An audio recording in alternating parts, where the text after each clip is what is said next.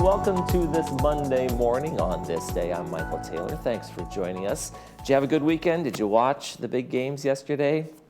I was at a house where there were a lot of Detroit Lion fans, and it was a painful goodbye at the end of the evening. It's too bad they didn't make it, but hey, maybe next year. You never know.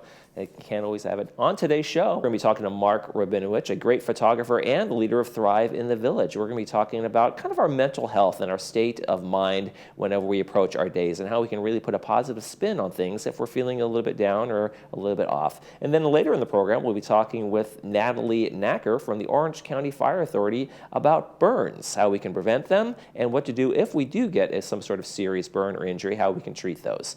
Hey, we want you to stay informed. We got something. You may not be celebrating your team going to Super Bowl. Here's something we can all celebrate and agree with. 60 years right here in the Village. The History Center is celebrating the Village's 60th anniversary with new exhibit and events that are coming up all through the year. They have some great exhibits down there right now, and they have some other great events that they're going to be doing throughout the year to celebrate the 60th anniversary. Laguna Woods History Center is near Clubhouse 1. In its own building. It's open Monday through Friday. Go on down there. You can check them out also online, see what they got going, and you get the phone number and more information if you want to email them and find out what you can do. They're also looking for volunteers, by the way, to help man the center and do some of the tours. So if you're interested in doing that, they'd love to hear from you as well. Let's take a look at our weather while we're at it, and we've got some nice day today. Nice sunny skies today. We're gonna have sunny skies pretty much tomorrow, and then the clouds are moving in. We have a big storm that's gonna hit us on Thursday. I know that says 80%, but I'm telling you right now, folks, let's just go with 100. It's going to rain and rain heavy on Thursday, so batten down the hatches.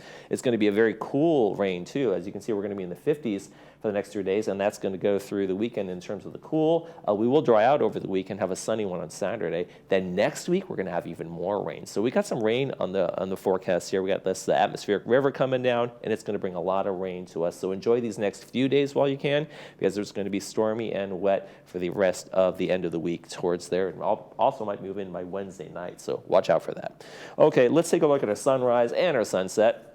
Look at this, Mark Rabinowitz. How do you get these great shots? This is a cool little dragonfly he got going right through there. Great shot of that one. Thanks, Mark, for that shot. We got the sunrise at 6:49. Our sunset is 5:19 tonight. If you'd like to send us a picture, you can do so by emailing us a shot at from Laguna Woods Village TV at gmail.com. That is our email address. If you want to send us a picture of your pets, places you've been, sunrises, sunset, vacation spots, whatever it might be, we'd love to share those pictures. Make sure you include your name, where you took the picture, and we will put it on our sunrise sunset segment. Okay, we got no meetings for you today. Stay with us.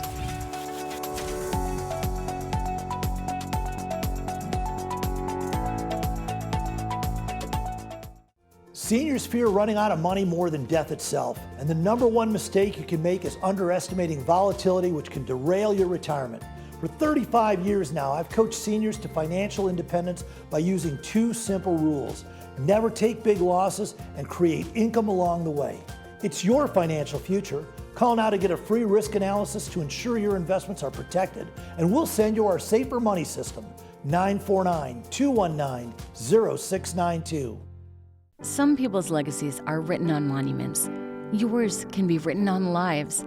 The Salvation Army has financial planning options to help plan your estate. Our planned giving advisors are professionals with years of experience who care about your goals. We are dedicated to exploring the financial advantages of each gift opportunity and partnering with you to leave a legacy. Contact the Salvation Army today to learn how confidential, personal financial planning can help you achieve your goals while transforming lives across our community. We believe every senior should be able to remain healthy, happy, and at home. At Caring Senior Service, we understand the value of compassion and companionship. Our caregivers promote health, happiness, and independence. We cook nutritional meals, engage in meaningful activities, run errands, do light house cleaning, and more. Call us toll-free at 833-926-3700 or visit our website, CaringSeniorServiceLW.com. Healthy, happy home. Caring Senior Service.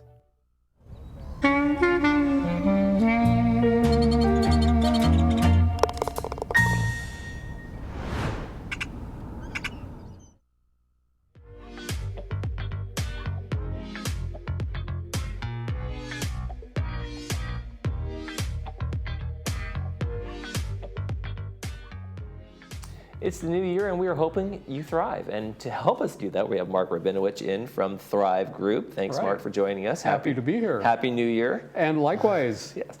So tell me a little bit about Thrive Group. It's not a typical club that people go to meetings and those kinds of things. Tell us what you're all about and what the focus is. Thrive has been around for, I've lost track of how many years now, a long time. And what Thrive does is, as you mentioned, we don't have a club, we don't have meetings, but we just put out information for folks. So if you're having a bad day today and it's like, oh my God, where am I going to go today? What am I going to do? How do I get this straightened out?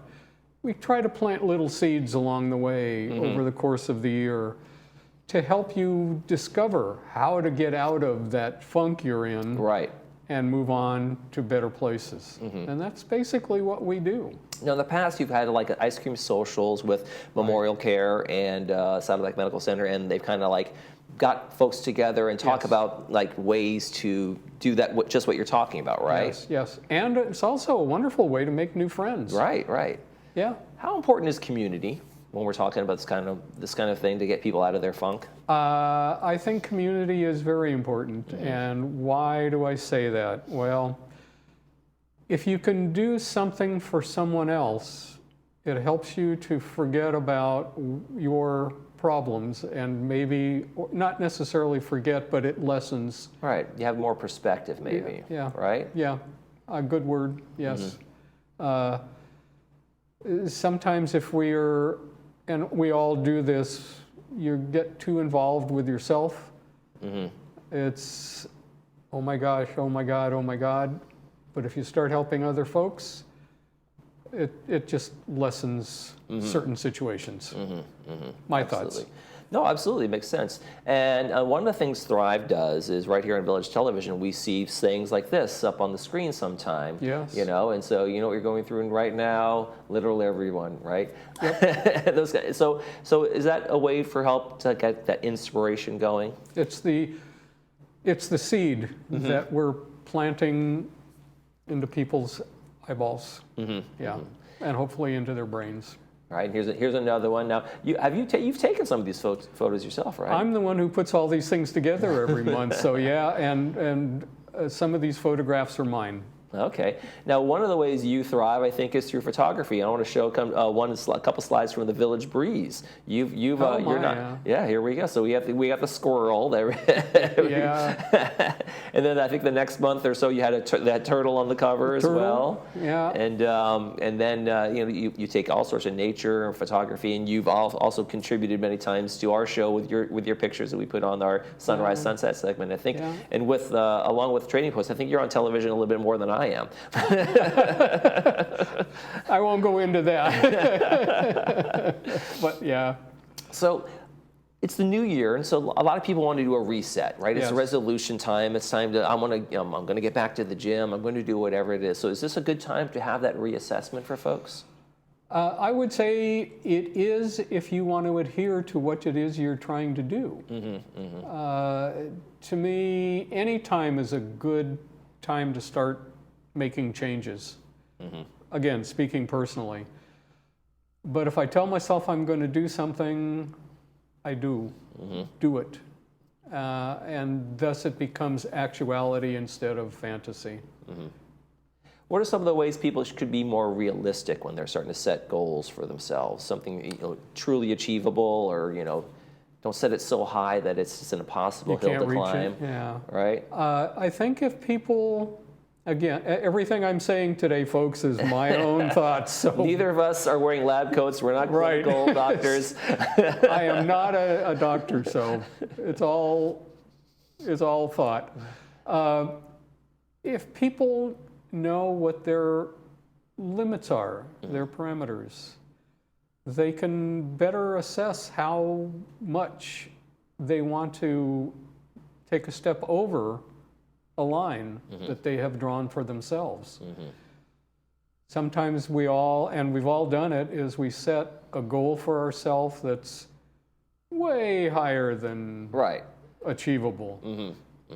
I always set little lower goals, take one step forward at a time, And that's the way I've always lived my life. And some days it's just getting out of bed and making the bed. That's right. You know, it's a little teeny victories you can give yourself. Yes. That can maybe set the tone for other little steps as well. Yeah. Oh, I'll do it later. No, we won't. Do it now, and it's done, and then you move on to the next thing. And so, is there a chance, like every day, maybe to do another thing, like reach out to somebody? Like I've been meaning to make this phone call. Maybe set that as a goal. I'm going to reach out to a family member. Say I'm going to reach out to a friend I haven't talked to. I've been meaning to, and like you said, put it off. I keep putting it off. Yes. Carol and I do this every day, or most days when we go for a walk. We walk down to the creek. I take photographs down at the creek. But one of the things that we do is we make sure to say good morning to everybody who goes by us. We don't know if it brings any happiness into their eyes, but there are a lot of times, and we've all experienced this also, is you're walking along and somebody's walking the other way and they're looking down at their shoes. And you don't know if they're having a bad day or what. But if you say hi, it may bring a little bit of, oh, somebody cares about me into their life. Yeah. And I'll tell you, that can make a difference in somebody. I remember, and this is a personal story. Sure. I was younger, much younger, and I was walking down the street in Laguna Beach. And I was really mad at my brother, and I was scowling, and I was looking down, like you said. And somebody said, "Hey, you dropped something." And I looked at the ground, and I was like, "What?" He goes, "Your smile." and I remember. I have no idea what I was mad at my brother about. I have no idea what the circumstances. But I remember that because somebody looked at me and said, "This person's not in a good frame of mind, and let's see if I can cheer him up." Changed your moment, didn't it? It did, and I remembered it to this day. It was probably 35 years ago. Yeah. And I remember it to this day. That's what Thrive is all about, is changing that moment. Yeah, and those helping. and those touch points. Maybe you're not the person who needs Thrive, but that mentality of reaching out to others, and that, like you said, it's a service. You forget about maybe your things for right now, and you reach out to somebody else. You did, right? Right. I mean, it changed the rest of your day. Yeah, it hit me. And it stuck with me all these years in terms of that. Yeah. So like you said, choose these achievable goals. What are some of the things you've set out for yourself this year? Anything? I don't set goals for myself anymore. Okay.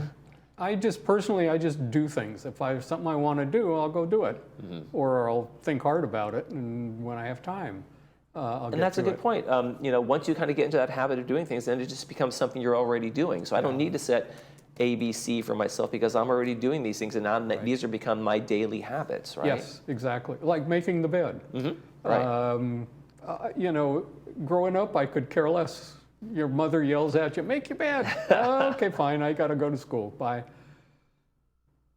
But it's just a little something that you start to do. You clean up a little bit when you drop something and say, get it when I'm done with breakfast or whatever.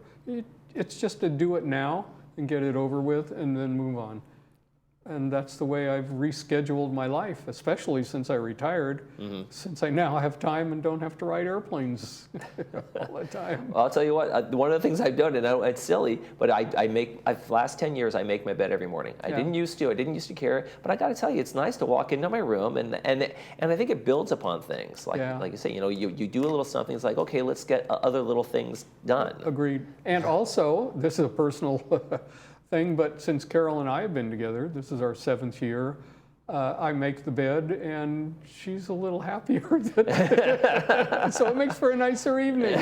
Right, it sets the tone, doesn't it? Right? It does. It's those little touch points that you can do in somebody else's life. And like we said before, when you're reaching out to a family member or a friend, those little things that you don't think they're that big a deal, but they can make a huge difference to someone who's in a bad place or in a bad frame of mind. Completely agree with you, Michael. Completely agree with you. And again, that takes us back to Thrive, and that's what Thrive is helping, hopefully, some people to do. It's the thought process, and then the doing.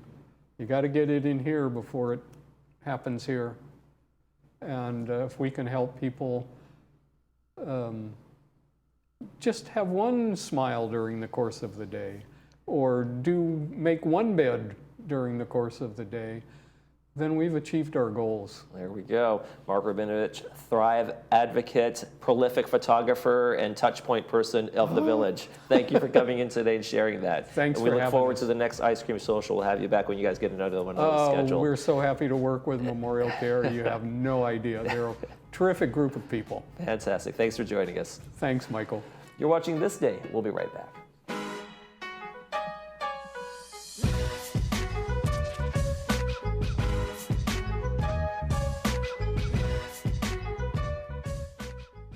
Did you hear the big news? The FDA announced the over-the-counter hearing aid program. It's been 6 years in the making. And what does that mean to you if you wear hearing aids or if you're thinking about wearing hearing aids for the first time? Most people are asking themselves, what is an over-the-counter hearing aid? Would it work for me? Where do I get them to try? How much do they cost? For over 40 years, Advanced Ear Care has been helping answer questions just like this. Call us today and find out more. And remember, tell them Stuart sent you.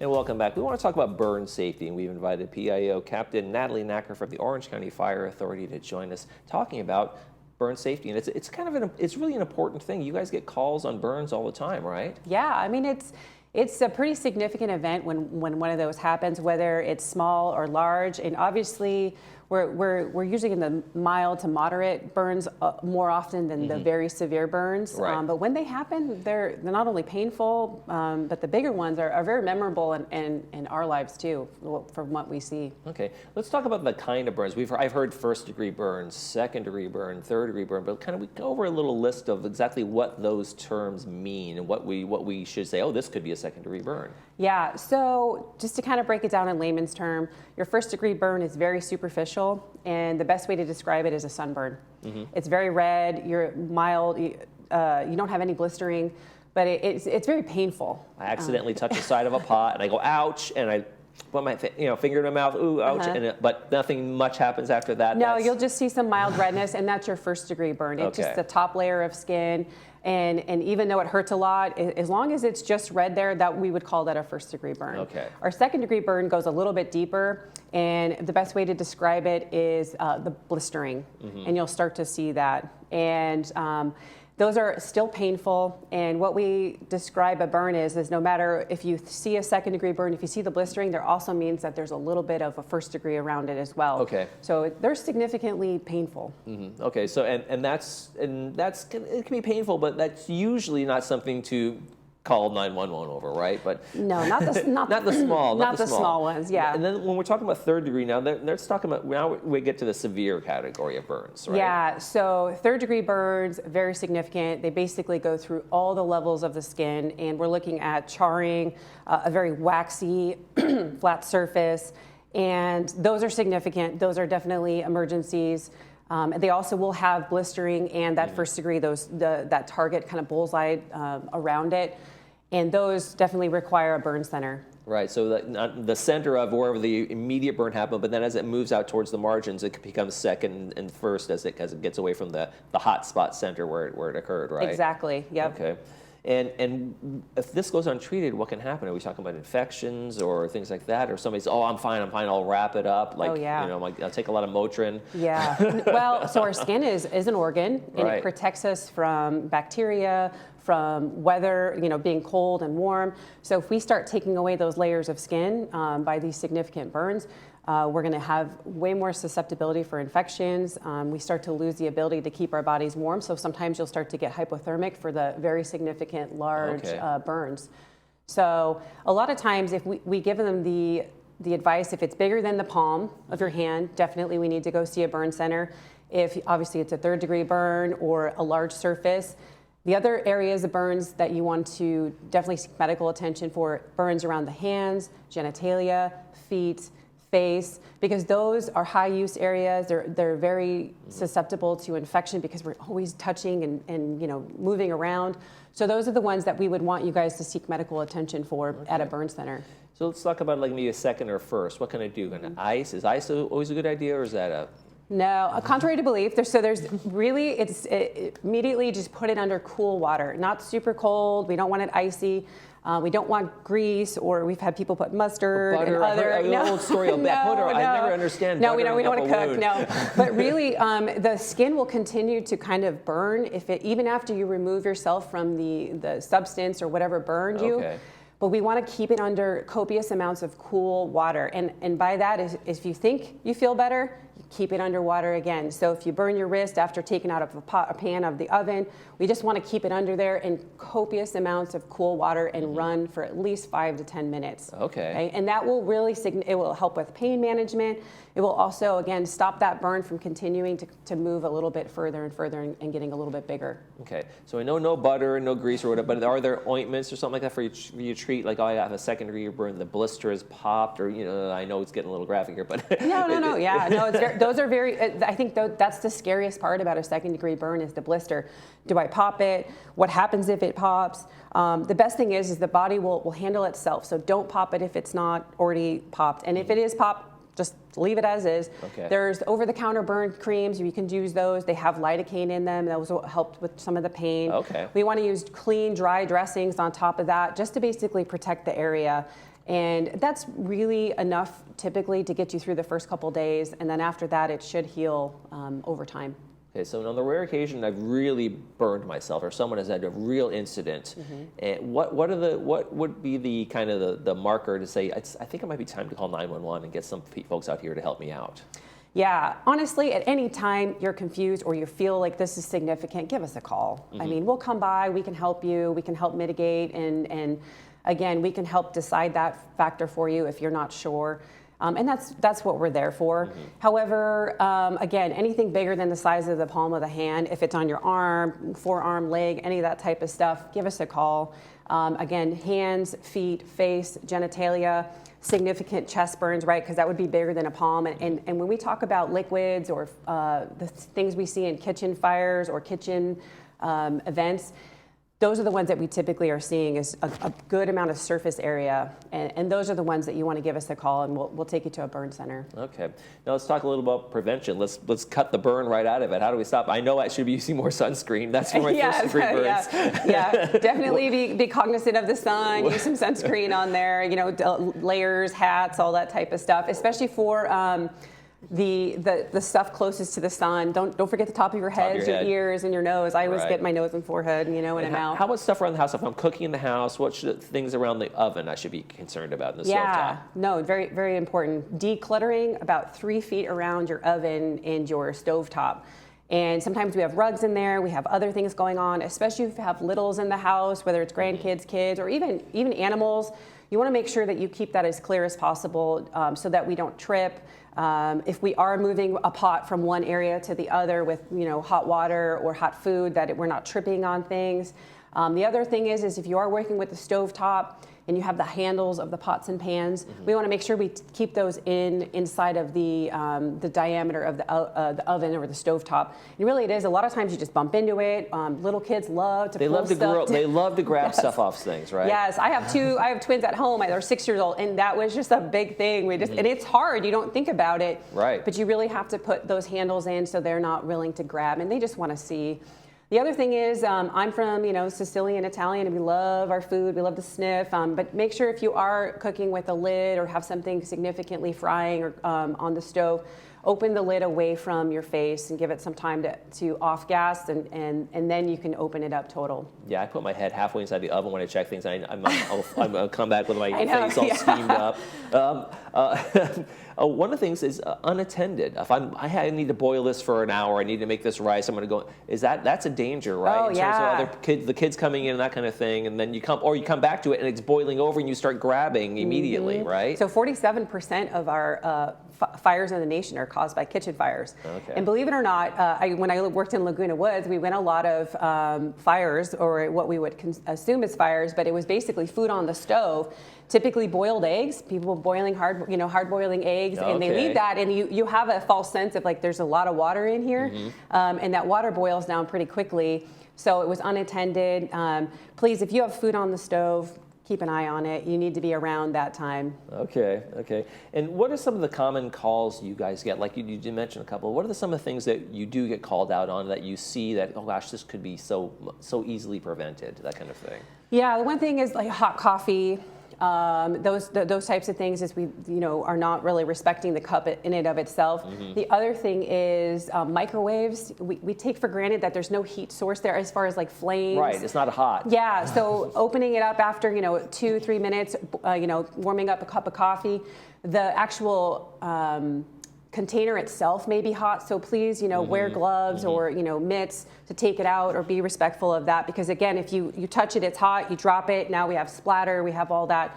So those are something to think about, and things that we see just because, again, we take for granted there's no heat, like flame right there, so it's not hot in our head, we just, Okay, terrific. Captain Natalie Knacker, Orange County Fire Authority, thanks so much for coming in and talking to us about the do's and don'ts around burn safety. Appreciate it. Pleasure to be here.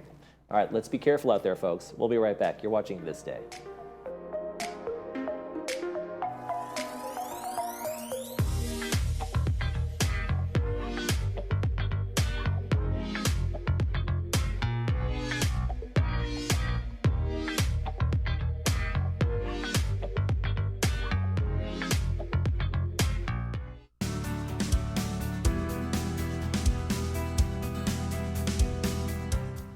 What does it mean when your mammogram says that you have dense breast tissue?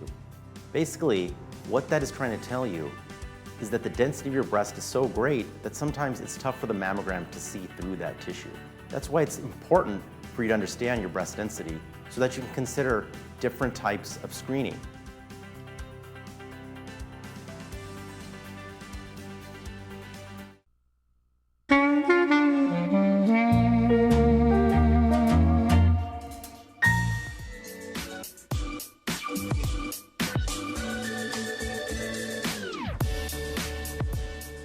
And welcome back. Before we go, we want to talk about the Monday movie. It's a good one. It is My Best Friend's Wedding, starring Julia Roberts. Brought to us by Providence Mission Hospital. It's going to be on 2 p.m. with the subtitles and 6 p.m. without the subtitles.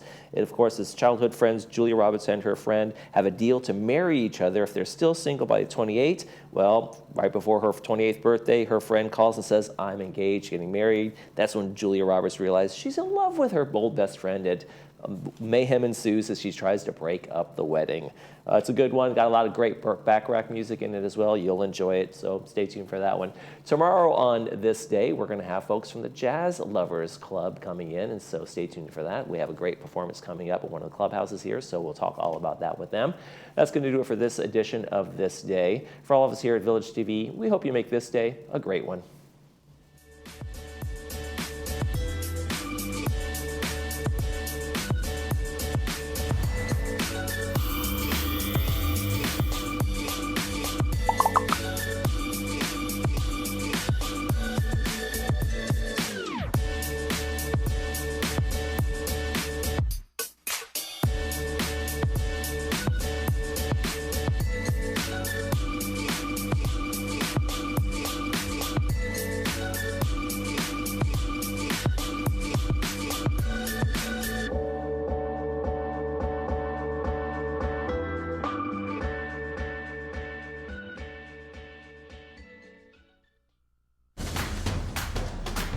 Irvine Barclay Theater is your home for the best in live entertainment. Here's what's coming up next.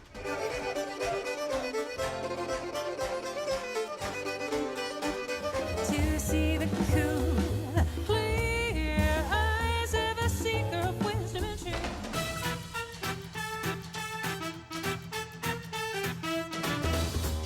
For tickets and information, visit thebarclay.org. Hi there, I'm Bob Eubanks. Remember me? I'm the king of whoopee. And you're watching Village Television. But everybody does.